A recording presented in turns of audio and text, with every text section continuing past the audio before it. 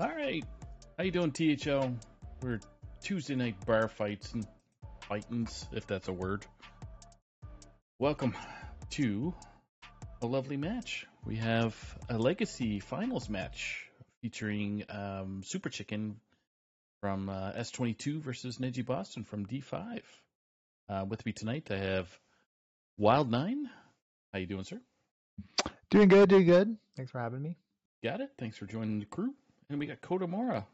How you doing in Ohio? You know, it's a great night. It's election night, and I got a teammate that we already have a one-up lead so far. So going to be homing, being a homer for this one.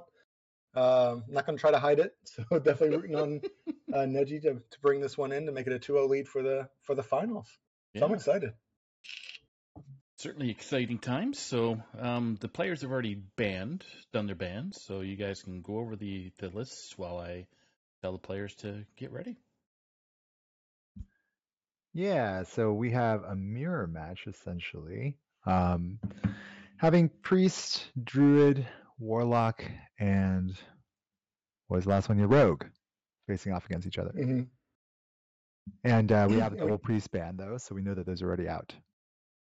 So really, normally you go, okay, so given the bands and given the lineups, who do you think is favored? But it's a mirror. So the question I'll ask you is kind of in a strict mirror with double, bands being the same, what's your mentality on what decks you bring, kind of your archetypes? What are you thinking you would bring here prep-wise, and what would you start with?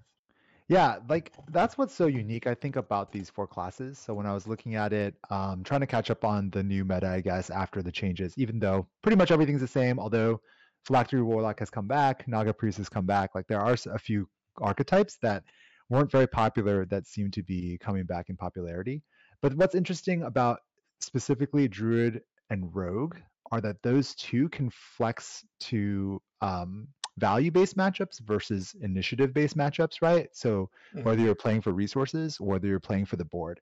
And I think that those two archetypes really do change and make it a very complex mirror match, where even though you have the same classes, you're really going to, like, your strategy can diverge extremely in some sense.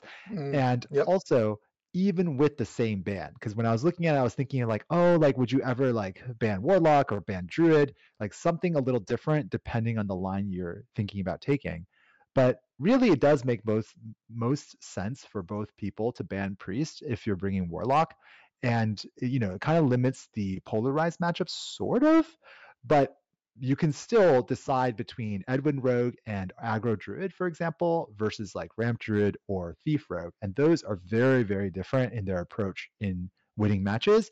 And that also then determines whether you go for an Imp Warlock, an Imp Curse Warlock, or a Phylactery Warlock. Like all of these are essentially viable with a Priest ban. It's not like the Priest ban is a tell that tells you which of these archetypes might be played. And so that's what's so complex about, I think, this like mirror class. Even though it's mirrored, really you could justify a lot of different lines. Yeah, it's interesting. Do you think the fact that it is finals, this is the last match, this is the last time you're going to queue up, are you putting all your faith in kind of, the board centric, just kind of aggro, play on curve, hope I get it through and it survives? Or are you thinking kind of the more longer game, give you more time to draw into your cards, get the more value play, and let the kind of your interpretation of your card line be the difference? Yeah, I mean, I think that's a great point. I think that it really depends on the player and their what they're comfortable with. I definitely know players who will feel that way, right? Like I think a lot of pro players, and we're dealing with two very high level players in Neji Boston and Super Chicken, like they may have a preference. They may say like, hey, if I'm going to go out, I want to play Ramp Druid because I'm really comfortable with it and I like making all the decisions, versus like if I just draw bad in Aggro Druid, I just lose, right? Something like that. Yeah. I think we are getting close to ready here, but yeah, I was just gonna say we have. I just told Super Chicken and Neji to jump in, so I told them they had 3.5 seconds left. Just pretty accurate. I will say that when you look at the mirror matchup, sometimes, now I'm not saying that this is what I think they will do. But Mhm. sometimes the fact that aggro beats Ramp Druid relatively handily, like has a decent edge in that particular mirror of the class, it feels like one possible or one very logical line is to just go with the aggro druid and then decide your other approaches based on that. Like Yep. when you know that there's one that kind of has an edge in that mirror, in class mirror at least, sometimes it makes sense. Hey, let's just go aggro druid then. But I They're mean, in it. I do think between the two at the highest legend levels, right, people then tend to prefer ramp druid. So Yep. Yep. All right. It looks like we're going in. Neji's first to spectate. Neji's first to spectate, so bottom of the screen for our viewers, and Super Chicken's at the top of the screen. So Super Chicken brought Druid, Neji brought Rogue. Rogue versus Druid. Let's see. Mine's loading up. Or crashing. We'll figure it out. So you Same have thing. insider information, right, Konomura, about what kind of list this rogue is? Yeah, unless he went total left field, this is going to be the Edwin Rogue. Yep, we see it. Yeah, we do see the mailbox dancer. I'm just wondering if there's anything super weird because mailbox sometimes is also in some other lists, but No, it's not. This is your straight new kind of fine tune. Kind of runs the Frostwolf War Masters, runs the Scribbling Stenographers, right, and just kind of goes for those all-in turns, and putting a lot of threats on the board, which is I think a solid go about. yeah, I mean, I actually do like this line in a large sense because I guess, I mean, I don't know if Neji had the read. You know, we see Super Chicken on the ramp druid, and this Edwin druid can put a lot of pressure on the ramp druid, making it really tough for them to get to that mid-late game that they want to get to. Yeah, and we don't see any kind of. We see like definitely the graveyard, double graveyard hand is a good start. We see some preps and the shrouds is definitely card draw, but we do see some good ramp on the side of Super Chicken. Let's see if he can get some card draw to go with that ramp to kind of edge it all out. Yeah, I do think getting all this ramp started will really help. We can see things. We can see the. I'm terrible with names of cards.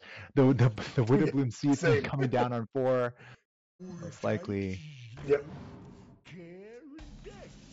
You talked about value. This is a value generating card. That's one of the most powerful in the game, in my opinion. Ooh. Adding a mana crystal, drawing a card is just phenomenal while putting bodies on the board. And from Neji's point of view, I mean, kind of this is one of those turns. Do you try to go in kind of big here, get some good value? How would you approach this? There's a part of me that wants to go here, even though it's not completely ideal. But I really think you just saw your opponent play double ramp.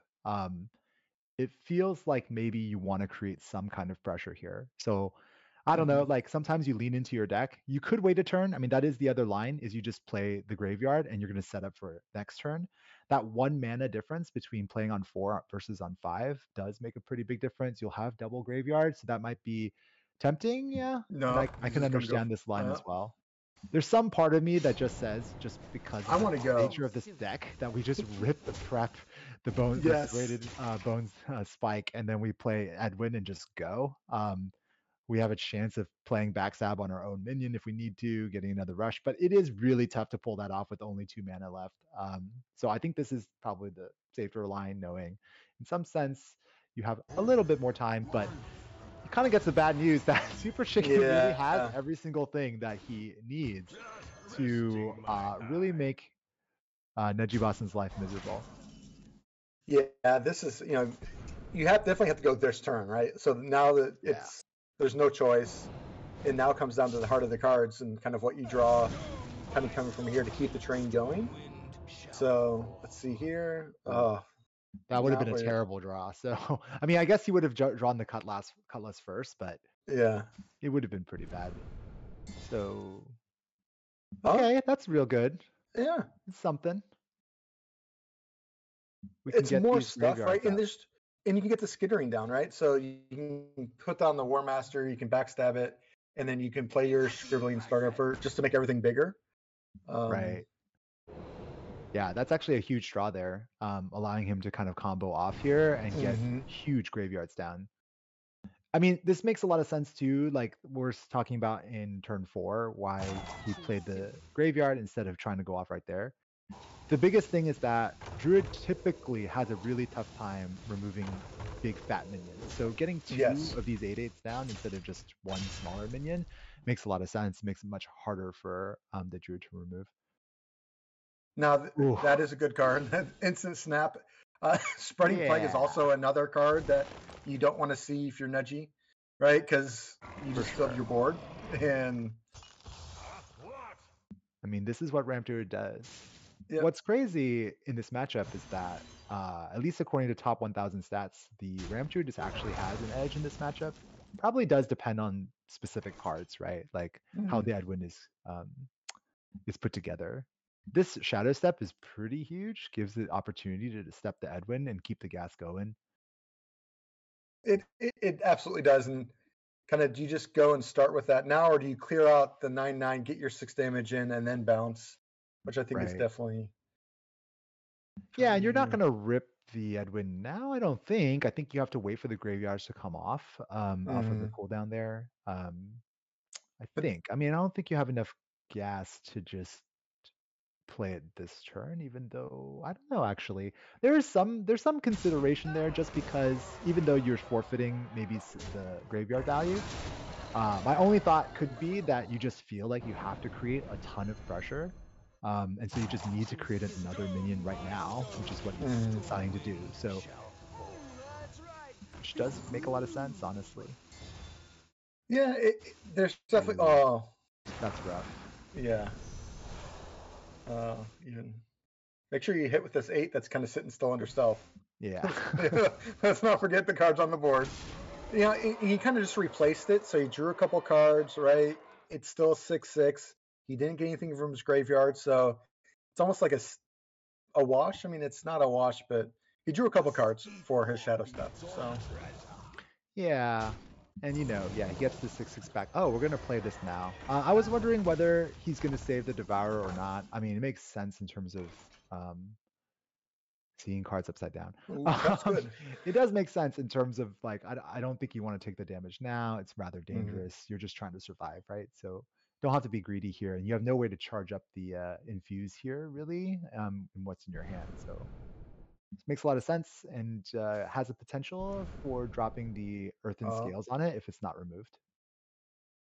Yeah, and that the thought is like the options here really aren't to remove the 12/12, right? It's to really just kind of go face, and so Right. you're almost guaranteeing that you're going to gain 12 if you don't die. Right. We do see some good cards. I mean, there's still a lot of possibilities here to put a lot of damage out. Trying to figure out the exact Male Dancer 3, and then Cutlass trade. I was wondering a little bit about this. Yeah, this looks good. Because you're trying to get the Draka down, I assume. And you have the coins, you have the stenographer, and then you've got the backstab. So this should be a pretty reasonably big enough Draka, especially when your opponent is down to under that 30 health number. And you're going to make, again, 2 huge minions from the graveyards. Doesn't have a room, he can only make 1. Right? Oh, no, it disappears. Replaces. Yeah. It disappears. You're right. You're right. Yeah, so you're fine. You got 2 10/10s, and you are showing lethal on the board in a very big way. We know that he's going to get some life back, but yeah, the question here though is like, do you kind of play? I mean, you have this option to play a Denathrius that does 9, so it does give you some health back. You can clear off the 6/6 with the 12. Now you can't. You have the coins, so you can do Earthen Scales on the Devourer and Denathrius in the same turn. That's a significant amount of health, but isn't enough, right? So that's 12. Now he's going to go searching. Because 9 health is good. He's one line to take is to get the second coin, and you can actually brand Denathrius here, but I think that's very risky, obviously, because do you actually kill the 10/10s? Probably not. Probably not. So probably the Earthen Scale line is a better and more consistent line here. I'm gonna assume, yeah. I think that there's some other outs as well that he should consider here before playing, but he probably already knows exactly what he's going to be doing after choosing this Moonlit. I don't think this. He's running out of time though. Yeah. I don't think this. Oh. Yeah, he ran out of time. There's not enough damage, right? There's not enough. I don't think there's any way to heal past the breakpoint. No, I didn't think so. I think that was excellently played. Played to the outs. Yeah, I mean, that's the decision, right? Because even Double Denathrius is only 18 at that point, right? So you're not coming off the 10/10s for sure. And then Yeah, a I mean, 9 you'd have to damage get weapon. insanely Yeah. lucky, right? You'd have to kill at least one of the 10/10s off of that somehow. Yeah. Yeah. That's pretty rough. Well, we see Edwin Rogue gets through on that Ramp Druid, so a good win there, and that leaves Locke and Druid on Edgy's side, and still all three Rogue, Locke, and we know it's going to be Ramp Druid on Super Chicken. From your point of view, kind of what do you do here? Are you bringing the same deck back from Super Chicken side, or you kind of try I don't something know. new? I honestly would be a bit scared that we're going to see a lot of aggro from Neji's side, so I might tuck the Ramp Druid away for a little bit. Yeah, Neji's going to play the tried and true, just kind of the Abyssal Imp Lock. It's just going to be standard. It's a good deck, right? I mean, it wins, it does the things, and it looks like we see the Phylactery, a lock on the other side. So this is kind of like a race. Early game, it matters for both these, I think, right? Super Chicken wants to stop the imp aggro that Neji's going to want to push out. What's your opinion on this matchup? Yeah, I'm honestly not. I haven't been playing Phylactery. I haven't been watching people stream it. I do know that it's becoming very popular. I imagine there's a couple different things that the Phylactery Warlock can and probably wants to do. At some point late in the game, when it comes to the curses, at least, probably keeping mostly a full hand. You're never going to let them have more than one curse the ability to make you take more than one curse at a time. And so it's probably just surviving a lot of the early game pressure. You're really making sure to get and he does have the tools right now. Control That's the board. A pretty good hand. Game. Double Mistress is pretty good stuff. We don't see the early aggression that you'd want to see from Neji's side either, right? There's no imps built down. I mean, yeah, I'd rather tap here to draw cards than okay. There's one, but it's just it's not a good one. Yeah. I think that was also some recognition there too of the nature of the matchup. Oh, here we go. Yeah, that still makes sense. I think you could also set it up. Yeah, there's. I definitely think you play the library. You play the library for sure, but then do you just touch the Mistress to clear out the board? I think that's instead of playing the Flame Whip. Yeah, yep, I like this. I like that better. And then next turn you can play play these the Fiendish and the Flame Imp, and then buff. And put it out of range. At least one of them out of that range of being kind of targeted by the 4 damage from the Drag Below, even the Abyssal Wave, the additional 4 there, right? It's a pretty big minion. Yeah. Oh, the Wicked Shipment's pretty good too. Yeah, I think you just want to make a big enough threat here. I don't know which I prefer between the Shipment or the Flame Imp. I would need to be more. I think the Wicked Shipment has the additional value of being tradable. Right. So I think you play the Flame Imp because you have the option to either play the Wicked Shipment or trade it to draw a card next turn. Yeah, my kind of thought process. Yeah, I think that's reasonable. I don't think that it gives you a significant, the +1/+1 doesn't really mean any breakpoints are avoided in any way, shape, or form. And yeah, this made sense too. I was thinking that you probably buff the Flame Imp so that because it dies anyway to sacrifice. Yep. The thing is, this is a very interesting turn because Super Chicken was hoping to be able to coin out the Rod, but is no longer able to do so. He's got a challenge because he can't allow this amount of imps on the board because of the card draw, right? It's not just the threat of getting the damage in, because yes, you can. But also, the more you play to remove stuff from the board, the more you're thinning your hand out. So your game plan of keeping cards in your hand kind of gets minimized. And we see a full usage to clear the board. Yeah, and he doesn't really have the best hand to refill from this position. And we definitely see that instant snap down of a 6/5, right? That's just a big body. You're just tempoing here. You don't really care about branding the Abyssal Curses because that's gonna be too late. Oh wow, beautiful. Even in a ton of damage. And again, can still Wicked Shipment trade if he wants to later, but drew the Flame Imp, so was able to fill out the board cleanly without wasting any minions, and just a lot of early pressure. super early pressure. I mean, this. Oh, we're gonna go fishing because You got to. It's almost like you got to set up a there two-turn it is. removal. Yeah. the. Okay, yeah. I was The sorry. I'm null. just thinking about the null and thinking about defile. Yeah, yeah. So looking at the points because it takes it down to 3, 5, it puts it down to 5.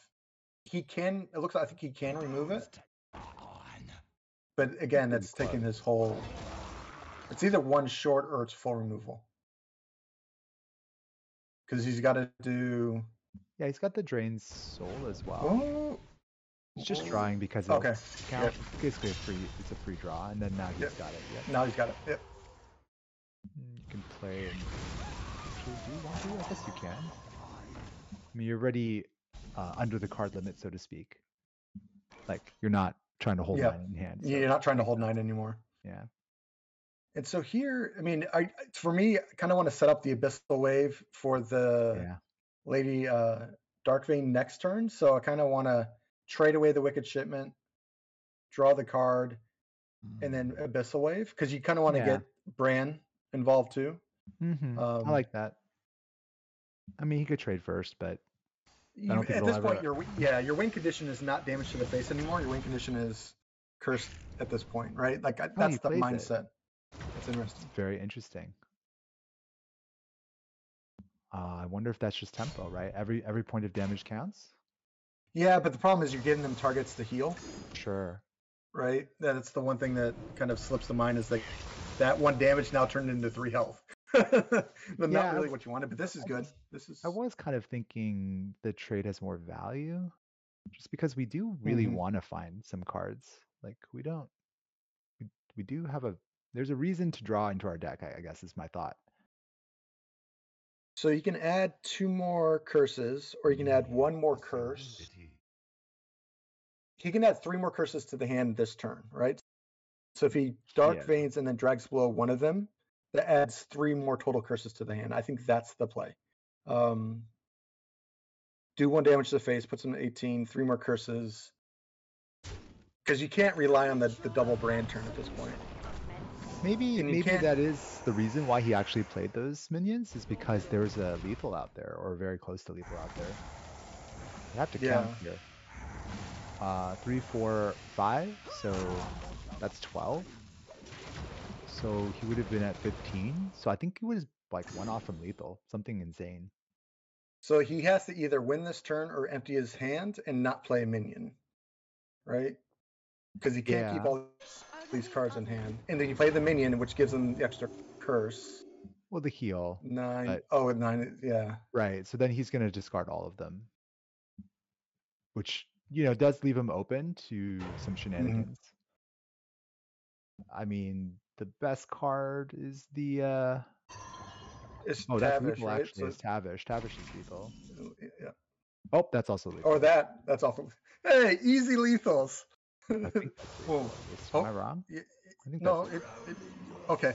I was like, wait a second. What's going on? I started rocking back and forth in the chair. Maybe I missed it. That should be it. Yeah, exact. Ooh. I mean, that 1 damage. That one? Well, was it because it was offset by the 3? Take 1? Yeah. Either way, I'll take the 2-0 for Neji, right? Well played. And again, to the point you made at the very beginning, vast different kind of play styles. Same lineup, very different play styles in the decks they brought, right? Fleckery is very much control, survive, go off, where Neji's way more aggressive. Right. Kind of play the curve, get there. Yeah, I think it's a reasonable line. I think that if we see the aggro druid, then we'll kind of know what the approach was. I do think that aggro druid is not that good against Phylactery Warlock, though. You are hoping for a ramp druid, I suppose. Well, I'll tell you, there's no rhyme or reason because it is in fact a ramp druid. Okay, yeah. I think it was just more of let's play the good cards, right? Let's play the good decks, and kind of just let the matchups go instead of trying to kind of have a mindset. That's Neji being Neji. Yeah, I think that when you're good at this game, that's probably the correct mindset. I know that for me, I'm just like, well, I'm not as good as these people, so Yeah, I better go find an edge same. somehow. I work every angle I possibly can with as many tech cards as I could possibly fit and guess your lineup, and that's how I try to Right. win some games. I'm Yeah. with you. Matchup wise, we see a decent ramp on Neji's side, see some good value. We also see that kind of wild growth, and then just some heavy cards on Super Chicken's side. So, that's Nurse is really good. That solves a lot. Yeah, Oh, definitely. Makes everything much smoother. it definitely You sees have the a ramp Nourish, and huh? card draw. Yeah, Nourish, and then we have Miracle Growth and Miracle Growth. And we do have a way to clear. Plus, he does have Denathrius in hand and Brand. So if he does get the Guff, then he's kind of on his way. He's got the double scale too to charge up the Denathrius really quick. Plus the Yeah. Reebok Phoenix, yeah. So actually, Super Chicken, even though is not ramped as hard, in some sense. Oh, I was just gonna say, Guff if he makes it doesn't have all the Guff, difference in the world. yeah, like if he doesn't have Guff, who cares if you ramp to 10, right? Because then you just get Mhm. stuck, and then he'll eventually catch up. But that Guff He's draw got two is chances. huge. Two chances here with guidance. Nope. Ooh, Spreading Plague, cute.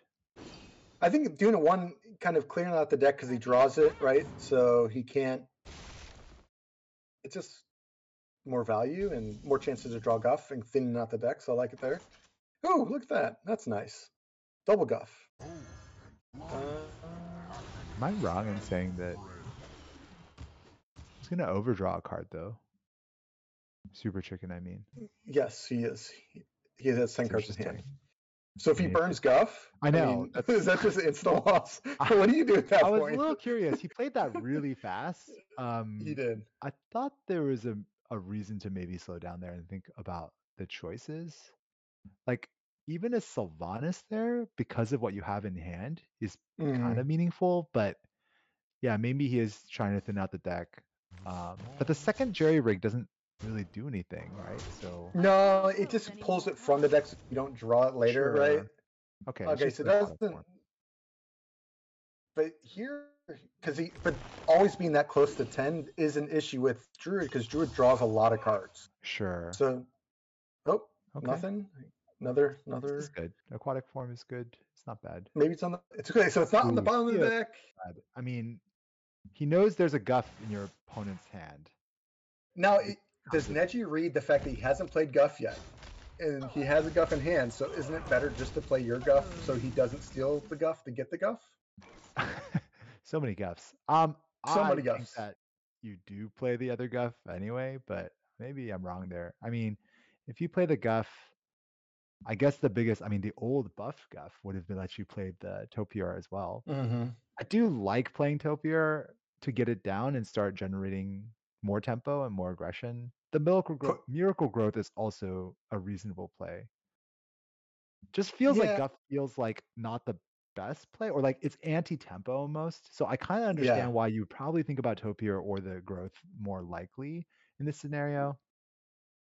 But the problem with the Topiary is it doesn't do anything more this turn. Yeah. Right?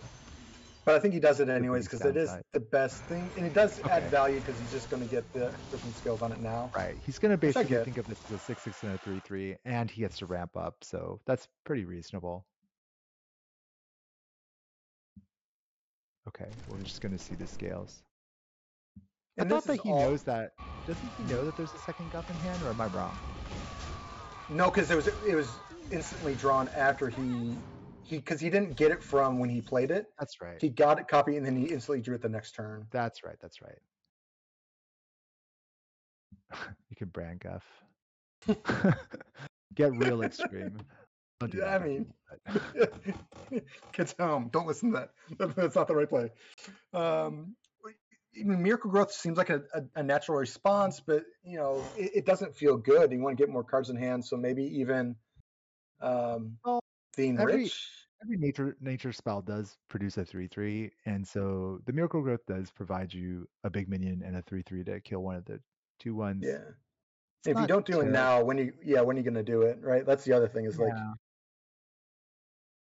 I mean, you could play the Enrich Oh. instead. A Miracle Growth into Guff is good. Double Guff into Growth is Right. definitely that's some good. ramp, right? A little bit. Yeah, that's not bad. I think that you could go either way here. You could play the Enrich and see what you get and then try to Mhm. tempo the board harder. But I agree. I think that you're always gonna play the growth first. So You should maybe he's always play the playing Growth first. yeah, maybe he's playing the Guff to see what he gets, to see if that changes his line at all. Mhm. I'm not sure what else you're looking for here though. Yeah. I mean, that's decent, Yeah. but like, It's fine. I'd rather Two draw. points I'd rather ahead. make that decision off 3 cards than 1, right? Sure. Like, There's some after this. hey, look at that! All the things. Now, do you And play Theotar here? I'm wondering.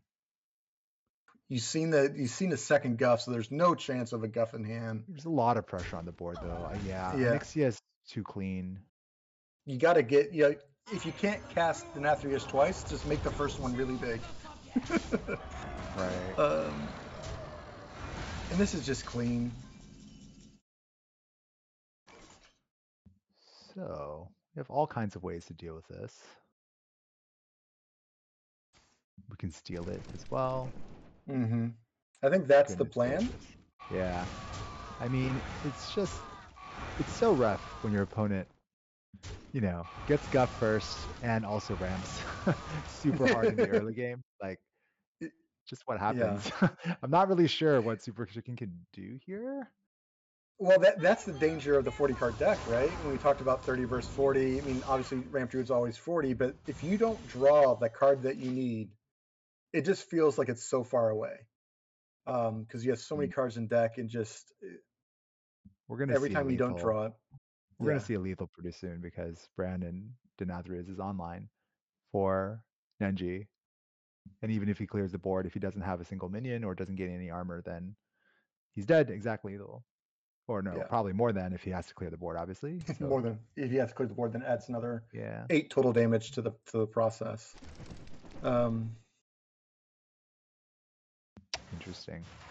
This came down to that draw of Guff, right? I mean, there's a clear.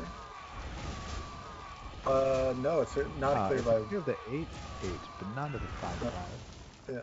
Unless it's over. That is it. Clean sweeps. Oh man, so much longer. I mean, tough game for Super Chicken not drawing Guff, because I think his hand was better. Outside of the Guff, I think he had the answers earlier, but he just couldn't expand. Yeah. Once he gets that, then he can compete, even with the very fast start that Neji had. But sometimes that's Hearthstone. Sometimes it's Hearthstone, and What do you mean sometimes? I mean, it's always Hearthstone. That's Hearthstone. It's the correct thing. Exactly. I'm just gonna see if Neji can join us here. He better be. Better be. Yeah, you message him and you threaten him. Say, hey, get on here. Let's see. I can't spoil, so I can't say anything because if anybody else is watching, because we're ahead, right? So I can't type in my own chat. Inviting Mr. Winner Neji Boston.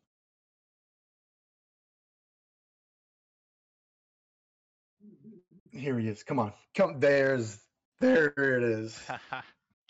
The champ. That's the way we do it. Congrats. Thank you. Yeah, that was a series. Was it though? It was so over so fast. I don't know. Yeah, actually, was that a series or was it just some good draws? They seem very close games. Yeah, you navigated them really well as well, right? So, thank you. I would what say. Was your? Go ahead. Go ahead. I was just gonna say, yeah, I feel like first game and second game we both had like quite good hands. My hands were slightly better, and then third game was just kind of unfair. I mean, I drew the most insane ramp hand, and he just didn't hit Guff. So third game was a wash, but first 2 games are pretty close.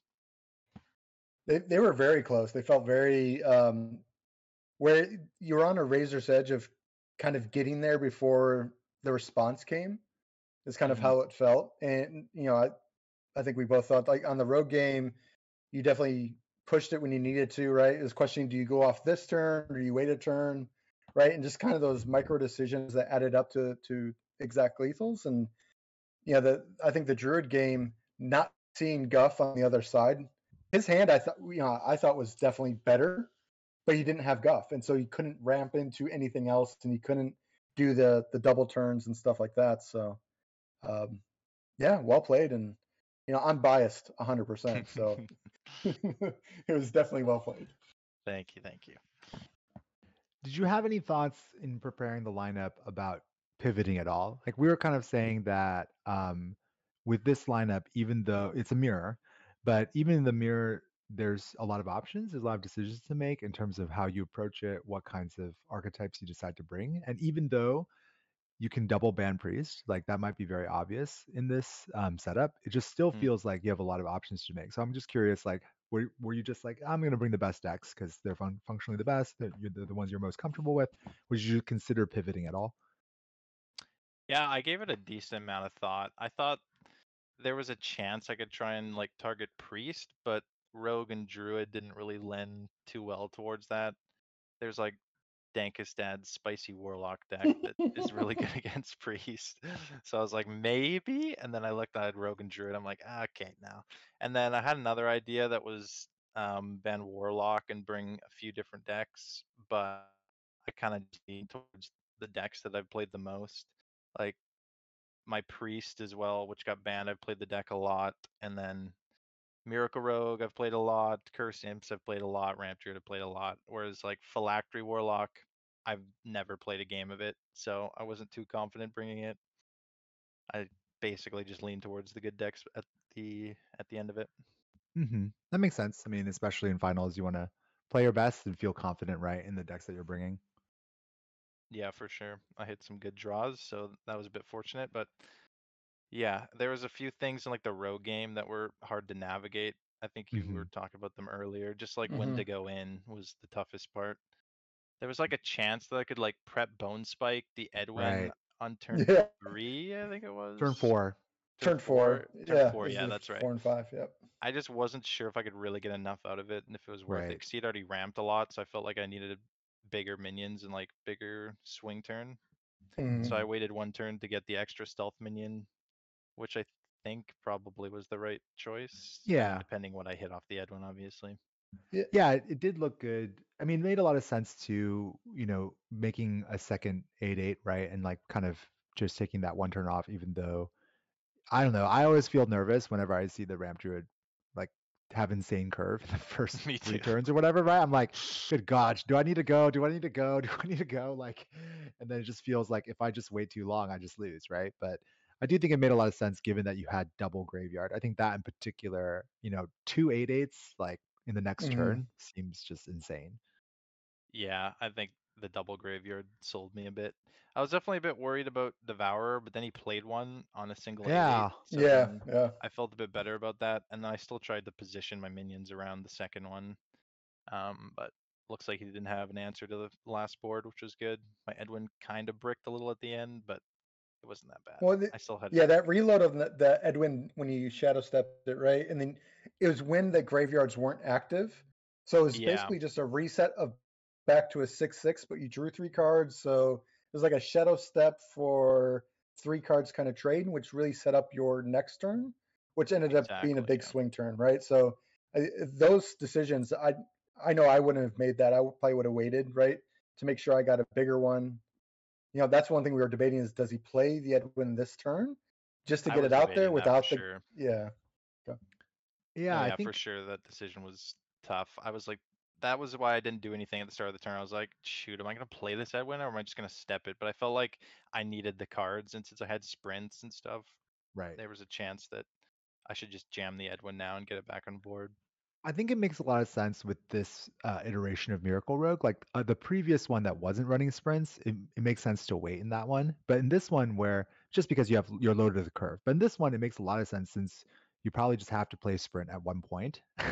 And so, and if you top deck it with Edwin, also like it feels bad, right? In this scenario, so it made a lot of sense. Like when you thought about the specific deck list that you're running, right? And the spring gives you the reload anyway. You're not completely relying on Edwin to give you fuel, right? So Yeah, I definitely had some good draws in the Warlock game too. I think I top deck Fiendish Circle like the 2 perfect turns.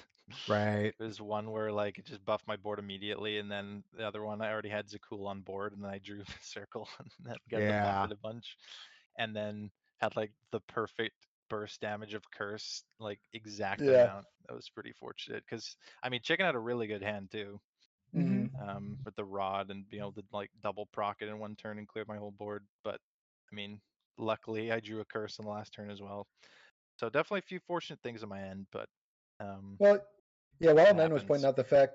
Wild9 was saying that one of the defenses is when you have a control warlock is you just keep 9 to 10 cards in your hand and you can never take the curse damage. But since he had to clear, Super Chicken had to use his hand to clear basically your whole board, he didn't have that defense anymore. And so it's really opened up to the possibility of the curses just having free reign. Yeah, to have 4 of them in hand. So it worked out. Flooding the board to make Super Chicken have the answer and then spend it, right, to clear out the hand.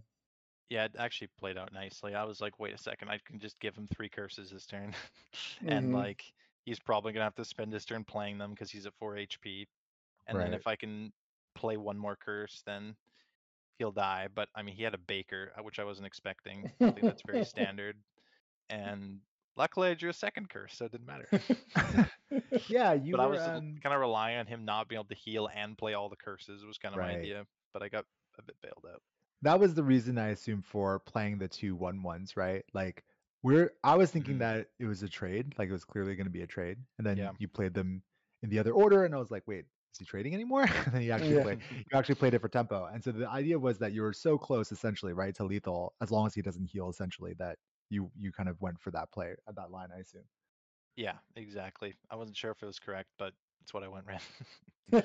It got there, so it's correct. I mean, exactly. That's the way it goes, right? If you win, you didn't misplay. I don't have to tell you. Yeah, right. It's the exact lethal line.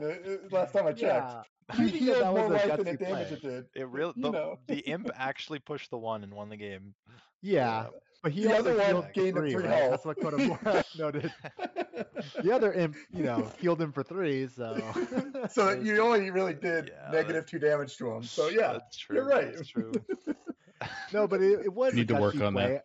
It was a gutsy play though, because I was also thinking like you don't have very many resources in hand, right? Like you were really in top deck mode at that point, and so that trade felt like, oh, it's like essentially card draw, right? Sort of, right? Yeah. But it is interesting because basically, at least you're consistent in your line in saying, look, I'm going to have to kill them as soon as possible. We're not going to let this go on any longer. So, let's just do it here, basically, right? So you're all in essentially on top decking the lethal that out. And, you ended up getting it. Yeah, I was just kind of playing with what I had and felt like the game was going to end in a turn or two, and I didn't really have time to find more things, and my hand was like fairly likely to be good enough outside of some crazy thing like the Baker, but like I said, you always get bailed out. Well played. It's the end of your season, not the end of our season. So, well done. Kind of any thoughts on this season and kind of any comments to the other players that need to go close us out for your, was it the 32nd championship or what is it? What number is this for you now? Yeah, I mean, I really want to win this. Legacy is the only series I've never won, and it's usually the series I do the best in, so it's kind of funny that I never win in it. So I would really like to win this season. I think this is probably going to be the most insane team I'll ever have in like a PR series. This team, I don't really know how it was legal, but somehow it happened. So it would be a shame if we didn't win. So hopefully Ron or you No kidding. or Dank's dad can get there. We should be one person. Ron needs to do something this season. That's all I'm saying. Come on, Ron. Come on, Ron. He finally needs to show up at least once on one of my teams. It just doesn't tank. That's somehow he's playing in the 3 somehow. So yeah, I know, right? I agree. Your team is crazy stacked. I agree. Yeah, it's pretty good. I mean, Ron being 3 seed, I don't really know what that is. He only beat me in pro finals, so. I know, right? He needs work. He needs work. True. Yeah. slacking some serious tanking the last couple seasons. Yeah. Honestly, genius. All That's for how you this. win the All for this. championship. Exactly. It's worth it's it. the forward thinking. Absolutely. So well played. That's a tip for all the players and new players is once you get pretty good, you get to tank a little bit like Ron. So yeah, just tank for 3 seasons and then win one. Genius. Yeah. It's a long road to win the championship, obviously. So that's what Ron's doing. Good. No, I can't believe, Neji, that you haven't won in Legacy. That's surprising, honestly. Just because, yeah, you've always done extremely well in Legacy. So Yeah, it just hasn't worked out. That's Hearthstone sometimes, I guess. Mm-hmm. yeah. Well, you guys are up 8-1, so you just got to get that one win. In theory, you could win without with 2 wins, but it's hard. Yeah. But you have to set yourself up that way. Just one more. That's it. Well, thanks again, Neji, for joining us, and congrats on the win tonight for you and your team. Thank you. Thanks for casting, especially on a Tuesday night. I appreciate it. Tuesday fights. So there we go. All right, folks. We do have a couple announcements. Lotus Knight just DM'd me, and there's a special show going on called Seat by the Hearth. So that's the Lotus Knight thing where he does an interview with a selected THL individual at 9 p.m. Eastern, and it's going to be with Dankus Dad. So since we're on topic of people being on teams that are OP, the Diamond 5, yeah. The Diamond 5, Dankus Dad is getting interviewed. So anybody interested in that can tune in tomorrow night at 9 p.m. again. So, and then I'm trying to work on Ron Mexico and Gamer Dude to be on Thursday night fights. So if Gamer can get the okay, yeah, it could be streamed, and it could either go forward or be over. So that would be. And then we have no Sunday night fights then. Hey, yeah. So that'll cancel out the other two matches, which, good or bad. We hope it goes to Game 5. Sorry, Ron. Hey. Kodamura definitely does not hope it goes Game 5. It's all. It's all for content. Yeah. I mean, no, I don't. But Dankus is actually closing this one out. So he I actually got the game before Dankus, so I don't have the deciding match, and so I'm okay with that. I mean, you feel okay, yeah. I feel okay. I'm not at this point. This is actually the least amount of pressure I could have, right? Right. Because it doesn't lose with me, and it doesn't win with me either way. Right. I'm definitely going to bring the A game, and of course, like to his point, it's been a great season, and good teams make all the difference in the world. Not not skill wise, but like chemistry wise. I was just going to say, it's such a different experience. Somebody gets a win, the prep time is in the overall atmosphere that going into the playoffs, right? So, Absolutely. So yeah, so for our viewers out there, Sunday could be at 7 p.m. Eastern. You'll have UKIT Me versus Kodamura, and then possibly at 8 p.m. on Sunday it'll be Ezert versus Dankus Dad. So still lots of Hearthstone need to be played to determine who is going to be the champion of Legacy Series Season 22. Any final words before we let everybody go? No. Thanks for OPing, Saku. Well, that's a final word. Sure.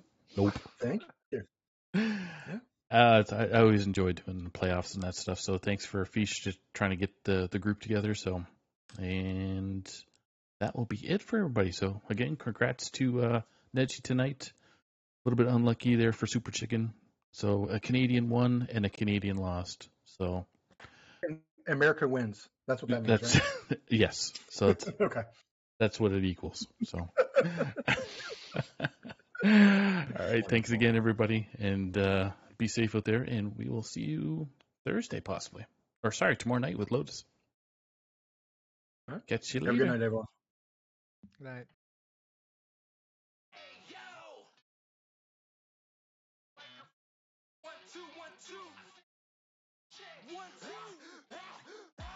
Can't nobody out here do it like me. Ain't nobody out here winning. like me, like me. Can't nobody out here do it like me. Ain't nobody out here winning like me. Can't nobody out here do it like me. Just like me, like me. I'm one of a kind, I'm like a rare breed. A breath of fresh air, you can see me. People stand up just to greet me. Role model, kids wanna be me. Listen now, later you'll believe me. Got you under my spell, the whole thing was easy. I just come and wink my eye like a genie. Put my crown on, y'all little peasant can king me. I'm irreplaceable, the different one. Since I was born, I was the chosen one. Every time I speak, you know it's unique. Might go over your head, my words are kinda too deep. Man, I'm wise like an eyelid. Summa cum laude, I graduated from college. Man, you a fool if you doubt this. Act like you know I'm the one that's